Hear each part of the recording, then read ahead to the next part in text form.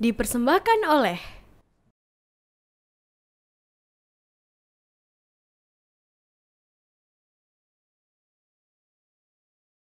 Assalamualaikum warahmatullahi wabarakatuh, pemirsa TVmu dimanapun Anda berada. Senang sekali karena program Podcast TV Show bisa kembali hadir menyapa Anda semuanya bersama dengan saya, Vini Oliani. Dan kali ini kita akan membahas tema mengenai kiprah teknik sipil untuk nasional. Wah, seperti apa nih kiprah teknik sipil untuk nasional, untuk bidang ekonomi, untuk infrastruktur dan lain sebagainya. Kita akan membahasnya bersama dengan dosen dari program studi teknik sipil UMJ, yaitu ada Bapak Andika Setiawan STMT. Assalamualaikum Pak Andika. Waalaikumsalam. Apa kabar Pak? Alhamdulillah sehat. Sehat alhamdulillah ya Pak ya.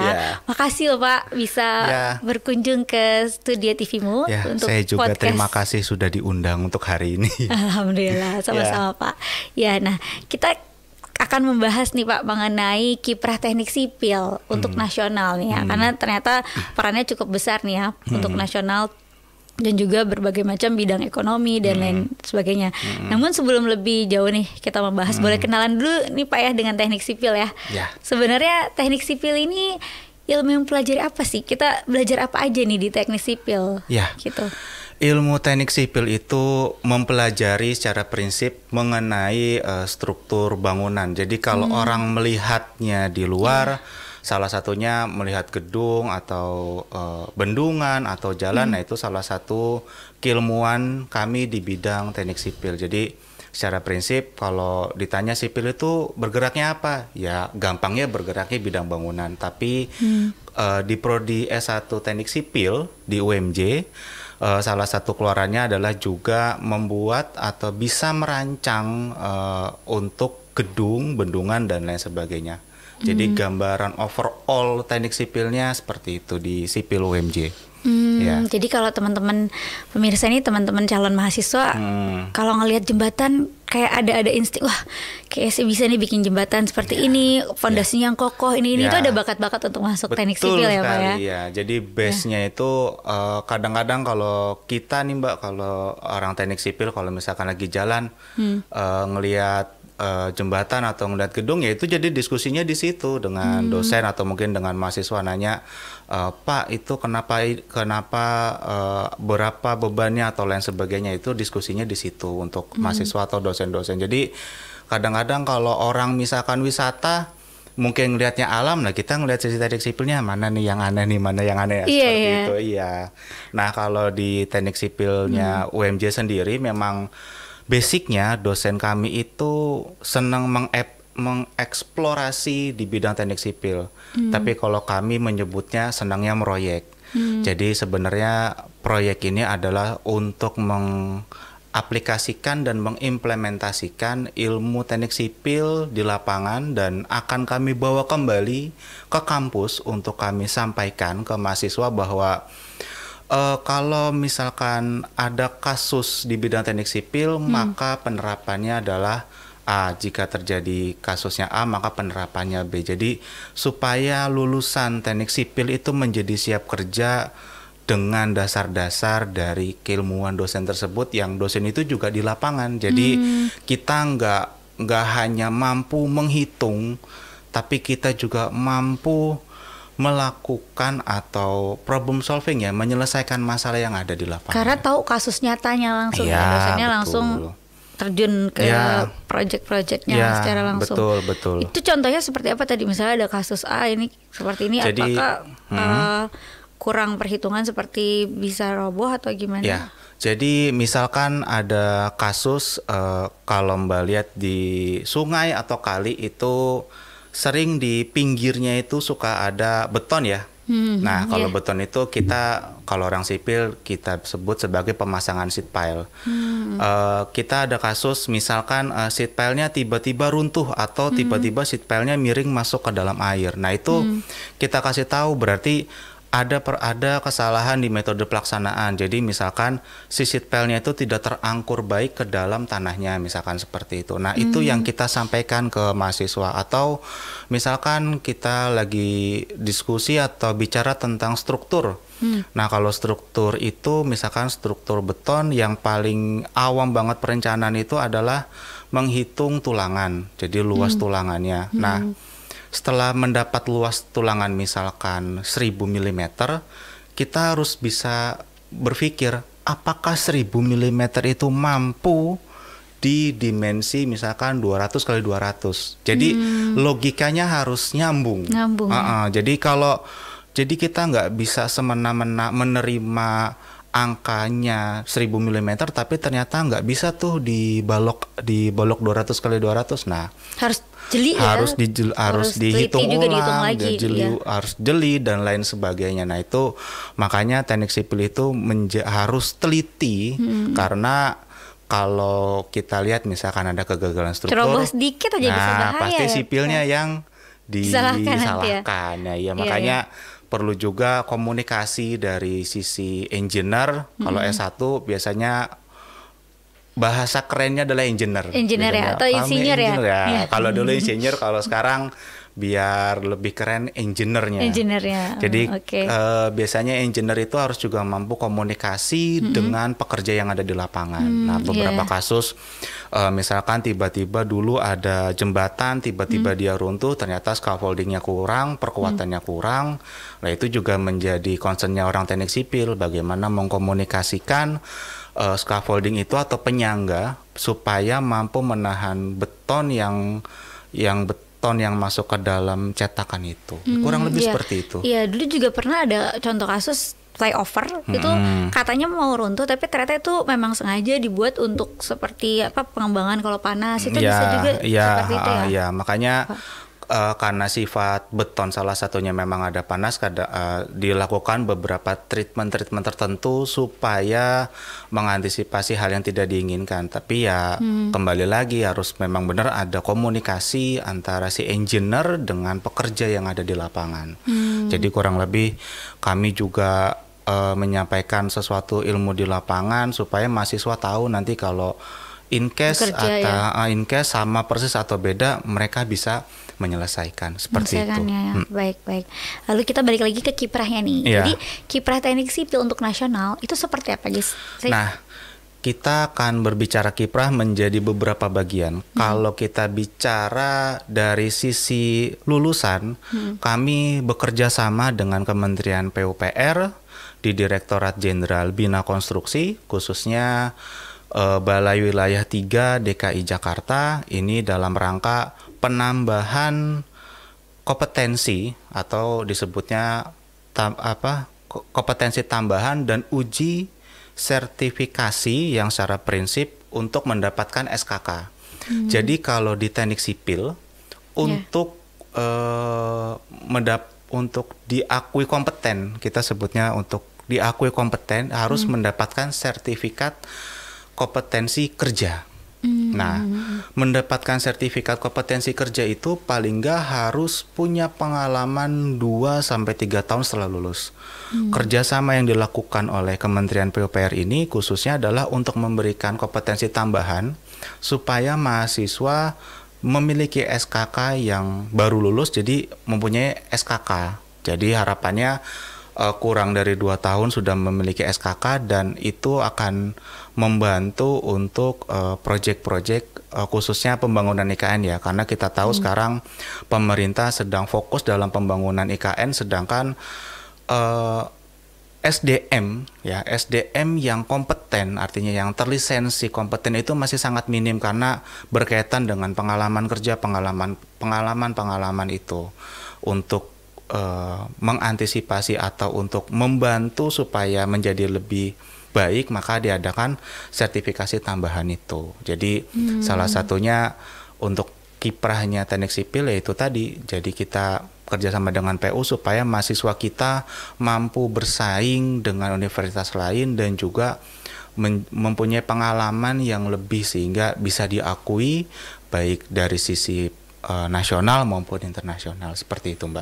Baik, jadi punya nilai kompetensi yang bisa diandalkan itu tadi ya. Iya, betul. Terus juga mahasiswa juga, kita juga ada program magang, yang program magang ini kerjasama dengan, alhamdulillah, dengan beberapa BUMN dan swasta.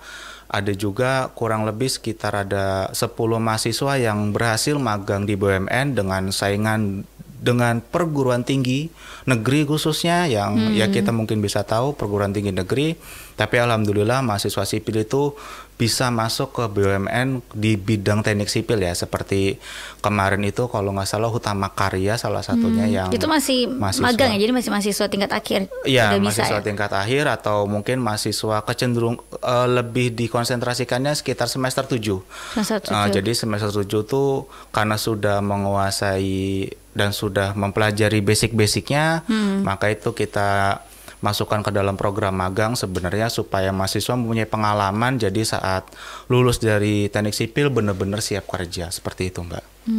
Baik, menarik sekali. Jadi ini bisa jadi solusi juga untuk mahasiswa untuk bisa cepat mendapatkan pekerjaan ya nanti setelah betul. lulusnya. Dan juga bagaimana sih sebenarnya yang dipelajari saat ketika seseorang nih mahasiswa atau mahasiswi mengambil jurusan teknik sipil gitu kan. Tapi kita bahasnya nanti ya, Pak Andika, kita simpan dulu. Dan juga pemirsa jangan kemana-mana. Kita akan kembali, tapi kita lihat dulu yang berikut ini. Pemirsa, terima kasih masih bersama kami dalam podcast TV Show. Kita membahas mengenai kiprah teknik sipil untuk nasional nih, bersama dengan dosen teknik sipil Pak Andika. Nah, itu kan tadi ternyata ilmu teknik sipil tadi itu mempelajari tadi cara untuk membangun bangunan ya, merancang bangunan gitu, dan juga harus tahu detail dan jeli ya untuk ukuran-ukurannya, jangan sampai salah gitu ya. Yang mana itu kaitannya untuk nasional, ternyata itu jadi kita berperan serta untuk pembangunan struktur dan infrastruktur ya.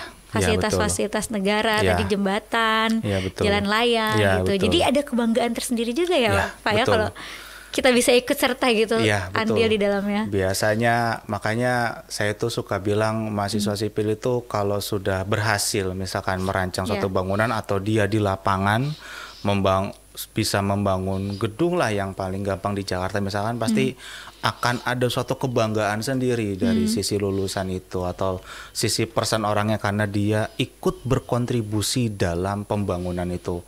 Mau itu bendungan, mau itu gedung, mau itu apapun, pasti dia ada rasa bangga, oh saya bisa akhirnya menjadi kontributor dalam pembangunan tersebut. Seperti itu. Iya. Nah, keren ya Pak ya. Iya. Nah, jadi ketika nanti jadi mahasiswa nih, yang dilakukan mahasiswa teknik sipil tuh yang dipelajari tuh ataupun juga kegiatannya apa aja sih? Apakah banyak di dalam kelas belajar teori atau banyak prakteknya? Ya, jadi kami berusaha menyeimbangkan antara teori dengan praktikumnya atau praktek dan lain sebagainya. Karena begini. Suatu dosen misalkan menerangkan menghitung balok, maka akan ada lendutannya 0,5 mm misalkan. Tapi 0,5 mm itu kan nggak kelihatan. Bagaimana kita bisa tahu bahwa itu ada lendutan 0,5 mm? Nah itu ya kita sampaikan bahwa kita tahu misalkan dengan pengukuran, dengan lain sebagainya seperti itu. Dan praktikumnya juga ada, artinya mengimplementasikan apa yang dipelajari di ruang laboratorium. Jadi misalkan ada mata kuliah tentang material beton atau mekanika tanah untuk mengetahui kondisi tanah itu seperti apa. Nah, kita perlu tahu kondisi tanah yang macam-macam ternyata ya Pak ya. Betul. Makanya cabang ilmu teknik sipil itu banyak sekali. Jadi kalau orang lihat hanya sipil bangun gedung aja ya, sebenarnya enggak. Jadi sampai tanah pun ya itu salah satu bidang keilmuannya teknik sipil. Jadi kurang lebih cabangnya ada 5. Kalau kita lihat secara detail itu kurang lebih ada 5. Saya bilangnya 5 konsentrasi. 5 konsentrasi. Salah satunya struktur itu udah pasti. Terus keairan. Keairan itu kalau gampangnya misalkan bendungan atau saluran air dan lain sebagainya. Transportasi. Nah, orang yang cerita macet nih. Nah, teknik sipil ada di situ untuk si transportasinya. Terlepas untuk si macet-macetan itu atau saya bilangnya teknik lalu lintasnya ataupun mengenai struktur perkerasannya. Lalu yang selanjutnya ada manajemen. Nah, manajemen ini biasanya berkaitan dengan metode pelaksanaan. Jadi bagaimana mengatur supaya progres gedung atau bendungan itu tetap berjalan sesuai schedule. Jadi kalau misalkan bangunan ini harus selesai dalam waktu 1 tahun, nah itu kita bagian manajemennya. Oh, tanggal segini ngecor, tanggal segini finishing, tanggal segini melakukan A, melakukan B. Nah itu manajemen, salah satunya itu. Lalu terakhir yang tadi pondasi, kita sebutnya sebagai orang geoteknik. Jadi dia mempelajari bumi. Ya tepatnya sih mempelajari tanah sih, cuman kadang-kadang orang geoteknik belajar bumi nih. Wah, iya, saya bilangnya atau teman-teman suka bilangnya belajari bumi, Pak. Ya, dia mempelajari tanah, dia melihat sampling tanahnya, sisi tanahnya seperti apa, dan termasuk melakukan rekayasa terhadap tanah tersebut untuk struktur atasnya. Kurang lebih seperti itu. Seperti itu ya.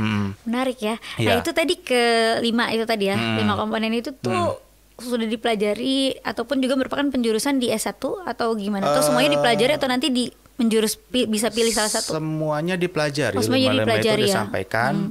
Nanti biasanya sebenarnya sih saya bilangnya untuk mahasiswa tertariknya di mana pada sisi tugas akhir. Jadi saat di tugas akhir dia bisa memilih apakah mau struktur atau mau geoteknik atau mau transportasi dan lain sebagainya. Jadi sisi akhirnya nanti yang menentukan mahasiswa itu lebih tertariknya di mana. Tapi semua kita sampaikan karena kelima ini akan saling berkaitan. Iya, betul. Pasti akan saling berkaitan. Transportasi yang tadi saya bilang macet, oh ternyata dikaitkannya dengan volume kendaraan. Volume kendaraan termasuk juga truk-truk. Kita sebutnya kalau truk itu ada istilah odol. Bukan odol sikat gigi. Odolnya adalah singkatan atau apa tuh, Pak? Odolnya adalah over design overload. Jadi kalau Mbak tiba-tiba lagi naik kendaraan terus tiba-tiba ada mobil pickup atau truk yang melebihi kapasitas, nah itu kita sebut sebagai odol. Nah, itulah yang salah satu faktor penyebab jalan rusak, ya terlepas itu dia berlubang atau tiba-tiba menjadi ada retakan. Jadi ternyata bisa dilihat dan dicari solusinya ya. Jadi makanya kita sering lihat truk-truk besar itu biasanya lewat satu jalan tertentu atau jalan tol malam ya biasanya. Karena itu mempengaruhi volume itu tadi untuk solusi kemacetan ya, Pak. Betul. Atau ya tadi misalkan kalau Mbak suka dengar ada lingkar selatan misalkan, salah satunya itu kan supaya yang kendaraan ringannya tetap jalan utama, kendaraan beratnya bisa dialihkan lewat lingkar selatan tadi, misalkan seperti itu. Atau ya memang untuk melakukan rekayasa supaya tidak menumpuk di titik A maka dilewatkan di lingkar itu, misalkan seperti itu. Iya. Wow, jadi ternyata perannya nih, kiprahnya untuk nasional itu tadi memberikan solusi kemacetan, anti kemacetan. Ya, kurang lebih seperti itu. Kita desain untuk volume sampai 10 tahun dengan di 10 tahun adalah 1.000 kendaraan.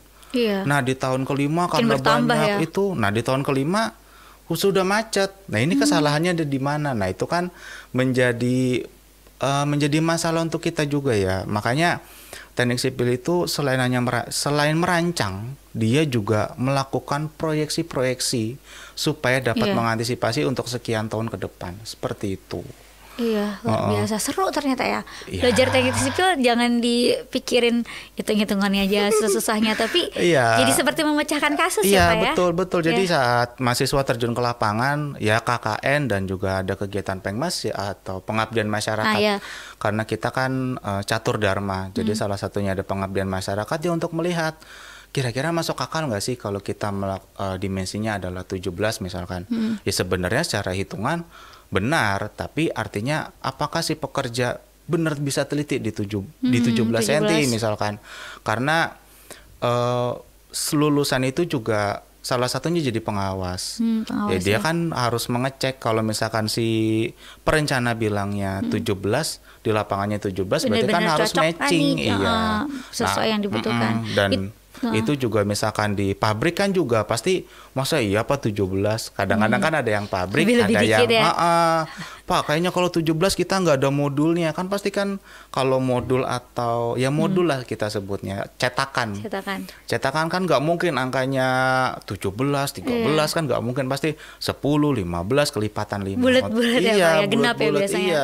Makanya kita menerjunkan atau mahasiswa ke lapangan itu salah Nah satunya itu untuk itu. biasanya harus mengkhususkan ada suatu proyek yang dijalankan kayak misalnya buat jembatan ataupun mungkin ada solusi nih buat masyarakat, tadi pengabdian masyarakat gitu ataupun KKN gitu. Tapi simpen dulu ya Pak jawabannya. Nanti penjelasannya akan dijawab setelah segmen berikut ini. Pemirsa yang penasaran jangan kemana-mana, kita lihat dulu yang satu ini. Pemirsa, kembali lagi dalam podcast TV Show dalam episode yaitu Kiprah Teknik Sipil untuk Nasional. Nah, Pak Andika, kita lanjutkan lagi nih. Tadi kita sempat membahas nih dinamika belajar teknik sipil. Ternyata seseru itu gitu ya Pak ya. Karena banyak kiprahnya untuk masyarakat. Termasuk juga ini untuk tugas akhir mahasiswa dan juga KKN ini. Apakah ada suatu misalnya penilaian khusus gitu jika mahasiswa dalam tugas akhirnya ini membuat seperti proyek jembatan ataupun mungkin solusi lainnya yang dibutuhkan masyarakat, adakah keharusan seperti itu? Ya, untuk tugas akhir di kami itu lebih fokus mengenai studi kasus. Studi kasus misalkan ada kasus saya mau cerita tentang gedung, semoga bisa terbayang skenarionya. Jadi misalkan gedung pada struktur tangga itu mengalami keretakan misalkan. Jadi di tangga itu tiba-tiba mengalami keretakan. Nah, keretakan itu kan bisa banyak faktor. Nah, mahasiswa bisa melakukan tugas akhir dengan menyelidiki hal tersebut. Jadi dengan berbagai macam data atau misalkan dites dulu. Nah, setelah itu akan dihitung ulang. Nah, solusinya apa? Nah, itu sebagai tugas akhir kita. Salah satunya misalkan seperti itu. Atau ada juga misalkan kasus tentang kemacetan. Jadi misalkan di lokasi A, karena saya di Cempaka Putih, saya bilangnya di Cempaka Putih aja. Misalkan di Cempaka Putih macet. Apa solusi yang ditawarkan? Oh, berarti di Cempaka Putih melakukan ganjil genap. Jadi salah satu solusinya misalkan ganjil genap, atau misalkan salah satu solusinya pembuatan jalan satu arah di satu fase waktu tertentu, misalkan dari jam 7 sampai jam 9, karena setelah disurvei nih volumenya tinggi sekali, maka dari jam 7 sampai jam 9 hanya satu arah dari Ledjen Suprapto sampai Senen. Nah, itu salah satunya. Itu mengurangi ya efektif untuk mengurangi karena kan kita ngelihat ternyata yang arah Senen kosong nih, yang tinggi misalkan arah kemana. Nah, itu yang kita coba solusinya ini, dihitung lagi. Oh, ternyata ideal, artinya bisa derajat kejenuhan dari hitungan tersebut masih masuk lah, atau masih bisa reliable untuk digunakan. Salah satunya seperti itu untuk tugas akhir di teknik sipil. Jadi benar-benar terasa ya kontribusinya ya. Iya, betul. Baik. Nah, ini terkait juga dengan kiprahnya untuk nasionalnya, untuk masyarakat. Tadi kan sempat dijelaskan juga Pak Andika kalau biasanya nih mahasiswa di bidang teknik sipil ini suka ikut project-project gitu. Nah, apakah ini juga misalnya project pengabdian masyarakat gitu? Ini seperti apa nih, Pak? Kalau project pengabdian masyarakat memang terakhir kita sebagai desain dan juga sebagai pengawas. Jadi desain dan pengawas untuk pembangunan musola di Desa Gunung Wangi, Purworejo. Jadi kegiatan ini dilakukan dalam rangka pengembangan desa dan fasilitas tempat ibadah. Ini dari teknik sipil UMJ Pak ya? Dari dosen dan mahasiswanya? Iya, dosen dan mahasiswanya kita terjun ke lapangan, dan ini juga diinisiasi oleh Dr. Haryo Koco di sana untuk membantu desain dan juga pengawasannya. Jadi karena kami sipil ya kadang juga ada sih orang-orang teknik sipil yang sedikit mempunyai seni. Jadi kalau kadang-kadang saya ngobrol itu atau ngobrol dengan teman-teman, kalau arsitek itu seni. Jadi kalau misalkan Mbak melihat bangunan-bangunan unik, yaitu pasti arsitek. Tapi kalau sipil itu bagaimana membuat seni itu menjadi kenyataan. Karena makanya suka ada diskusi intens antara sipil dengan arsitek, karena mungkin arsitek harusnya di sini ada kolom, tiba-tiba nggak boleh ada kolom. Nah, itu suka ada diskusi-diskusi di situ. Nah, beberapa dosen teknik sipil juga ada juga nih yang seninya juga tinggi. Nah, salah satunya itu tadi desainnya, kalau kita lihat di desainnya musola itu memang perencanaan pembangunan musolanya dengan filosofi Islam dan budaya Jawa, yaitu sedulur papan kalimat pancer. Nah, itu dari Pak Dr. Haryo. Secara singkat memang filosofi ini berawal bahwa manusia hidup di dunia adalah berkiblat pada keikhlasan untuk dapat mampu menyatu kembali dengan Sang Khalik. Jadi salah satu base desainnya ya kita kadang-kadang punya filosofi juga yang kita gunakan di situ. Baik. Nah, dari desain itu kita juga melihat kemampuan material. Nah, ini yang menarik juga penting, salah satunya. Gimana sih supaya efisien? Artinya dari sisi materialnya mungkin kita bisa memanfaatkan material yang ada di sekitar, misalkan batu-batu alamnya atau mungkin pasir-pasirnya. Jadi menjadi lebih murah lah bahasanya. Nah, itu juga kita sampai kontribusinya sampai situ. Jadi kita cek materialnya, kita lihat, kita bawa ke laboratorium untuk pasirnya, kita cek apakah ini mutunya bagus supaya meminimalisir ya untuk efisiensi cost seperti itu. Nah, dan juga sampai pengawasan. Jadi pengawasan itu kita diskusi dengan pekerjanya supaya sesuai dengan perencanaan yang kita lakukan. Nah, dosen dan mahasiswa ini ya terjun ke lapangan ya untuk mengaplikasikan bahwa sipil itu ya jangan hanya jago di hitungannya aja, tapi benar-benar sampai teknik komunikasi itu juga penting. Jangan sampai kita bicaranya mungkin kurang sopan atau mungkin menyinggung dan lain sebagainya. Akhirnya nggak sinkron ya, jadi takutnya nanti teknik sipil sudah para engineer-nya sudah membuat perhitungan dengan tepat, ternyata ketika direalisasikan oleh para pekerjanya, komunikasinya ada yang kurang tepat nih, takutnya gitu ya, Pak ya. Seperti itu. Harus ini juga ya, sinkron sama lain.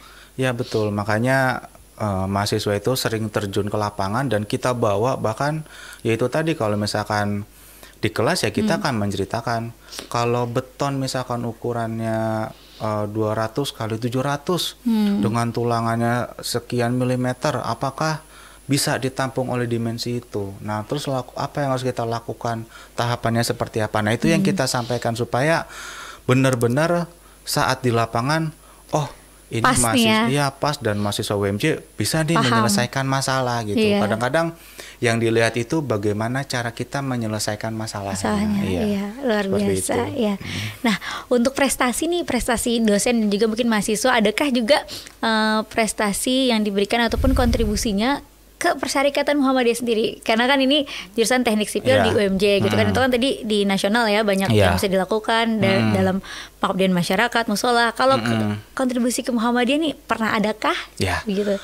Kami pernah melakukan desain di Muhammadiyah Boarding School. Jadi dari Muhammadiyah Boarding School kita diskusi karena waktu itu untuk desain dan juga penambahan lantai. Itu dosennya atau mahasiswanya? Dosennya. Jadi dari MBS kita menyebutnya MBS ke Prodi Teknik Sipil. Diskusi dengan kami dosen Teknik Sipil, mereka menginformasikan mau menambah lantai dan juga gedung baru. Nah, ini meminta rekomendasi dari kita. Jadi kita buatkan desainnya, kita terjun ke lapangan itu sampai penyelidikan tanah. Nah, itu penyelidikan tanahnya, pengukurannya, nanti kita bawa kembali ke kampus, kita lakukan desain. Nah, desainnya kalau untuk desain penambahan lantai sepertinya mudah, tapi kalau desainnya dari nol, memang dia bangun 2 lantai dari nol ya, itu memang kita sudah biasa, tapi kalau untuk penambahan lantai pasti ada kegiatan ekstra. Salah satu kegiatan ekstranya adalah kita harus mengaudit ulang struktur bangunan yang akan ditambah untuk menghindari hal-hal yang tidak diinginkan. Misalkan jangan sampai saat sudah dilakukan, betonnya sudah terpasang, tiba-tiba bangunan di bawahnya retak. Nah, itu kita mengantisipasi. Makanya kalau penambahan lantai pasti akan ada kegiatan ekstra. Nah, itu kita ajak juga mahasiswa sampai melakukan pengujiannya. Kita uji pada struktur-struktur tersebut bersama mahasiswa, termasuk analisanya juga bersama mahasiswa, supaya mahasiswa tahu nih kalau terjadi misalkan struktur itu tidak kuat, apa yang harus kita lakukan. Nah, kurang lebihnya seperti itu. Jadi di MBS ya. Ya. Jadi kalau mau tahu hasil karya atau kontribusi dosen teknik UMJ, salah satunya kalau berkunjung ke MBS nih bisa lihat bukti nyatanya ya, Pak ya. Betul. Baik, nah itu tadi dari dosen tuh, prestasi dosen. Kalau untuk mahasiswa seperti apa nih prestasi mahasiswa yang ditorehkan? Tapi simpen dulu ya Pak ya, biar makin penasaran. Saya juga penasaran seperti apa sih prestasi mahasiswa teknik sipil gitu yang mungkin kelihatan ataupun mungkin mendunia gitu. Ya kita akan bahas, tapi lagi-lagi kita harus simak dulu nih yang mau lewat berikut ini. Pemirsa, terima kasih masih bersama kami dalam podcast TV Show, dan kita lanjutkan kembali nih ya Pak Andika ya. Tadi udah jelasin tentang prestasi dosen dari kampus dari jurusan teknik sipil. Lalu kalau mahasiswanya seperti apa nih prestasinya Pak? Ya, kalau prestasi mahasiswa itu salah satunya mahasiswa pernah mengikuti lomba jembatan, lalu juga dulu pernah mengikuti lomba, saya bilangnya lomba bangunan tahan gempa. Jadi lomba bangunan tahan gempa ini mahasiswa membuat dari kayu balsa, jadi kayu yang ya mungkin sejari ya, dibuat. Nah setelah dibuat, misalkan didesain 7 lantai misalkan, tapi dengan ini ya dengan skala ya, jadi maket misalkan ya Pak, jadi ya kurang lebih maket, lalu ada beban dimasukkan ke dalam bangunan itu, lalu si bangunan itu digoncangkan. Nah kita pernah ikut lomba seperti itu juga pernah. Lalu juga kalau prestasi mahasiswa ya misalkan magang juga, itu salah satunya karena kita benar-benar bisa melalui banyak saingan ya, karena ini adalah program kampus merdeka yang diinisiasi oleh pemerintah, dan kita bisa masuk dan bersaing dengan PTN-PTN itu juga. Lalu kalau kita bicara mahasiswa lagi juga, ada beberapa yang menang program kreativitas mahasiswa. Jadi program kreativitas mahasiswa itu memang diinisiasi dari pemerintah. Jadi mahasiswa mau membuat apa nih? Misalkan betonnya ditambahkan kimiawi supaya mengurangi semen, misalkan seperti itu. Nah itu juga kita beberapa kali juga sempat menang untuk lomba PKM tersebut, program kreativitas mahasiswa. Luar biasa. Lalu seberapa besar support dari jurusan teknik sipil untuk mahasiswanya nih mengikuti kompetisi seperti itu? Support kami pasti 100% ya, karena bagaimanapun mahasiswa harus ikut lomba, karena supaya mahasiswa juga benar-benar bisa mengaplikasikan ya apa yang mereka terima di kelas, di lapangannya seperti apa, dan termasuk inovasinya. Karena tidak memungkiri ya, kami di sisi S1 juga selain memberikan dasar, kami juga harus memberikan inovasinya seperti apa. Jadi kayak tadi saya sempat sampaikan dulu, ada mahasiswa menang PKM itu beton geopolimer. Jadi secara prinsip ingin mengurangi semennya, dan itu menang di PKM itu. Jadi kami support, kami dukung, dan ya kami bimbing, artinya supaya mahasiswa itu juga tidak keluar dari koridornya. Jadi kita bimbing dari sisi desainnya, desain mixnya untuk si beton tersebut, sampai pengujiannya dan lain sebagainya. Seperti itu. Baik ya, menarik sekali. Dan ini untuk jurusan teknik sipil ini kampusnya di Cempaka Putih ya? Ya betul. Pak Andika ya. Nah ini betul. Ada fasilitas apa aja tuh di sana? Kami fasilitasnya lengkap, laboratoriumnya dari laboratorium ilmu ukur tanah. Kalau ilmu ukur tanah itu mengukur gampangnya. Lalu juga ada laboratorium untuk mekanika fluida. Nah kalau bicara mekanika fluida berarti kita bicaranya tadi salah satunya saluran. Kurang lebihnya seperti itu. Lalu juga ada tadi masalah pondasi, kita bicara dengan mekanika tanah. Jadi penyelidikan tanahnya, anak-anak ke lapangan melakukan investigasi di lapangan. Langsung cek gitu ya? Iya, salah satunya seperti itu. Lalu juga ada laboratorium untuk praktikum struktur perkerasan jalan. Jadi kalau struktur perkerasan jalan kecenderungannya untuk aspalnya. Aspal ya. Jadi kita menganalisa aspal tipe A, tipe B, tipe C ini seperti apa. Banyak ternyata tipe-tipenya apa ya aspal. Banyak juga sekali aspalnya. Bahkan sampai kita harus tahu di berapa derajat aspal itu bisa terbakar. Wow. Itu iya. kita sampai situ. Produk akhirnya adalah saat kita mixing antara aspal dan materialnya jangan sampai melebihi suhu sekian. Nah seperti itu. Iya. Jadi untuk laboratoriumnya itu, dan terakhir yang pasti sering terdengar adalah laboratorium teknologi bahan, yaitu kita bicara beton tadi. Iya, Ya kalau bicara beton berarti kita di kami khususnya kalau suka ngobrol itu senangnya itu kita mencari pasirnya dari mana, kerikilnya dari mana. Karena pasir dan kerikil itu salah satu pengaruh dalam mutu beton itu. Jadi pas kita uji pasirnya, pasirnya jelek bagus nih, ya, kurang bagus, cari lagi misalkan seperti itu. Oh ini kerikilnya kurang bagus, cari lagi. Nah praktikumnya atau laboratorium itu bisa sampai situ. Sampai situ ya, sampai sedetail itu Ya, ya, betul. mengetahui kualitas pasir Ya, tadi. Baik, lalu untuk kerjasamanya nih, kerjasama yang dijalin seperti apa nih Pak? Kerjasamanya tadi yang saya sudah sampaikan dengan Kementerian PUPR berkaitan dengan kompetensi tambahan. Kita juga pernah dengan Kemendikbud. Kemendikbud itu minta tolong ke kami untuk melakukan audit bangunan. Jadi ada kegiatan Kemendikbud memberikan dana untuk pembangunan gedung. Nah kita diminta untuk mengecek kualitasnya dan lain sebagainya. Salah satunya adalah pembuatan SKKNI. Jadi SKKNI adalah Standar Kompetensi Kerja Nasional Indonesia. Nah kemarin kita mengerjakan SKKNI itu di bidang grouting dan kami membantu dalam penyusunan standarnya untuk di bidang grouting.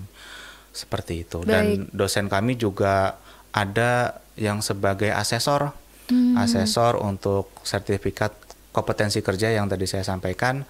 Jadi beberapa dosen kami termasuk saya itu salah satu asesor. Untuk SKK. Dulu sebutannya SKA, sekarang nomenklaturnya menjadi SKK seperti itu. SKK ya. Baik, jadi peluangnya itu terbuka lebar ya untuk kerjasama yang dijalin dan, itu. Kerjasama lainnya juga kami dengan LSP, Lembaga Sertifikasi Profesi. Nah tadi, jadi kalau tahapannya mahasiswa baru lulus, kalau ingin mendapatkan sertifikat kompeten harus ke LSP, Lembaga Sertifikasi Profesi. Nah kami juga kerjasama dengan LSP K3, Keselamatan Kesehatan Kerja, untuk mahasiswa bisa mendapatkan SKK tersebut. Seperti itu. Dengan alumni seperti apa Pak? Kalau dengan alumni juga sama, kami sangat erat dengan alumni. Salah satu keeratan kami ini adalah adanya beasiswa. Ada beasiswa ada. Ya? Jadi khusus di Prodi Teknik Sipil itu ada kerjasama yang baik antara Prodi dengan alumni. Dulu almarhum Pak Dr. Pak Ari Purnomo beserta alumni yang salah satu inisiasinya itu adalah Pak Marwan. Beliau memang, Pak Marwan ini alumni yang sangat aktif di kami. Kami membuat program namanya Besi Masif. Besi Masif. Ya. Karena teknik jadi nggak jauh-jauh dari besi ya Pak. Biasanya kami senang yang unik-unik aja. Filosofinya. Biasanya kami senang yang nyeleneh. Nah, itu apa tuh? Jadi Besi Masif beasiswa mahasiswa sipil berprestasi. Itu inisiasinya almarhum Pak Ari Purnomo dengan Pak Marwan. Itu adalah memberikan beasiswa kepada mahasiswa yang berprestasi dengan IPS tertinggi. Jadi mungkin kalau anak S1 dengernya yang K, kami menggunakan S. Jadi kami melihat per semesternya. Itu ya membantulah untuk juara satunya itu mendapatkannya 2.500.000, juara 2-nya 2 juta, juara 3-nya 1.500.000. Besar ya Pak ya, lumayan. Alhamdulillah. Dan itu sudah dari tahun 2008. 2008. Sudah dari tahun 2008 sampai sekarang. 10 tahun lebih ya. Ya, alhamdulillah alumni dan prodi komunikasinya baik dan alhamdulillah tetap bisa berjalan terus dan mahasiswa jadi semangat untuk mendapatkan peluang. Ya? Iya, karena itu salah satu peluang beasiswa yang paling mudah. Hanya IPS dan kita lihat IPS tertingginya aja. Mungkin kalau beasiswa di luar misalkan pastikan saingannya dengan kampus A, kampus B, kampus C. Tapi kan kita bersaing di internal dan mereka dengan fokus saja tuh udah pasti bisa mendapatkan Bisa masing-masing. ya, Iya. insya Allah.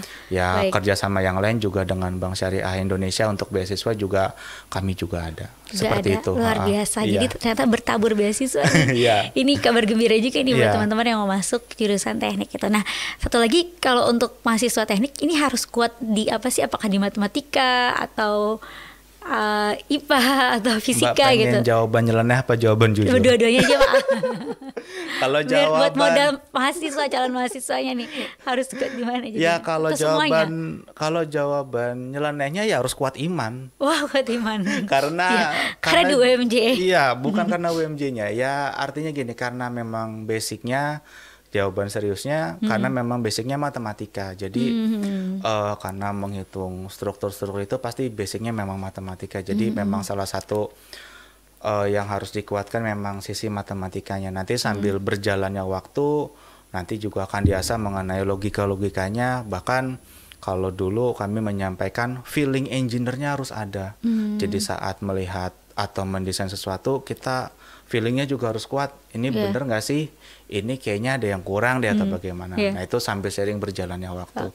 Tapi kalau basicnya memang pasti matematikanya dulu yang diutamakan. Seperti itu. Baik, jadi untuk para teman-teman yang jago matematika ini bisa jadi wadah yang tepat ya. Ya walaupun enggak juga jangan berkecil Jangan hati. berkecil hati karena ya, bisa tadi kan dipelajari. Bisa dipelajari dan apa namanya nanti kan juga dikuatkan terus untuk matematikanya ataupun memang apa namanya bisa juga sipil di bidang lain. Karena kalau kita ngelihat aplikasi dunia kerja, sipil itu yang tadi saya cerita mengenai bangunan, ada juga loh sipil yang kerja di bank. Nah, itu juga satu hal yang menarik juga. Artinya dia tidak hanya melulu kita ngomong, ini gedung, ini bendungan, tapi kita bisa itu peluangnya apa estimate. aja tuh Pak nanti lulusan ini selain jadi engineer? Ya, salah satunya bisa di bidang bank tadi yang saya sampaikan sebagai estimate. Jadi kalau misalkan ada bangunan gedung atau rumah itu kita bisa melakukan estimasi, ini harganya sekian, harganya sekian, harganya sekian. Atau di bidang hukum, ada juga di bidang hukum. Jadi ada aspek hukum dalam pembangunan. Itu kita melihat sengketa konstruksi. Jadi misalkan jangan sampai ada konflik dengan masyarakat ya kurang Pak. lebihnya seperti itu. Jadi memang lulusan kami itu sangat luas, nggak hanya melulu kita cerita si gedung, cerita si bendungan, cerita si jalan, tapi kita bisa sampai ke ranah hukumnya juga kita bisa. Bisa ya. Ya, dan itu dipelajari semua di Teknik Sipil UMJ seperti itu. Baik, luar biasa. Ya.